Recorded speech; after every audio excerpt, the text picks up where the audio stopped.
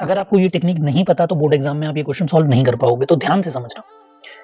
देखो इस सवाल में हमें गिवन है tan theta plus cot theta की वैल्यू 2 है।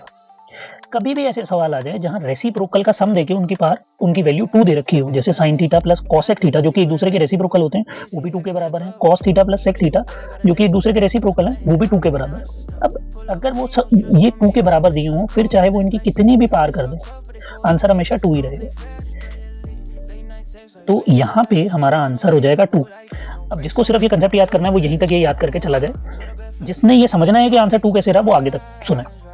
अब देखो बेटा tan theta plus cot theta equal to 2 है, स्क्वायरिंग बोथ साइड कर दें तो tan square theta plus cot square theta भी plus 2 tan theta cot theta equal to 2 हो जाएगा। आइडेंटिटी लगी है यहाँ।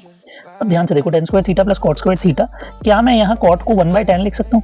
वहाँ 2 का स्क्वायर 4 हो गया, tan से tan कैंसिल आउट हो जाएगा, तो tan square theta plus cot square theta equals to 2 equals to 4, तो इसे tan square theta plus cot square theta की वैल्यू भी आ गई 2। अब अगर मैं एक और बार स्क्वायरिंग बोथ साइड कर दूं तो यही सारा कंसेप्ट रिपीट होगा, फिर से आइडेंटिटी लगेगी।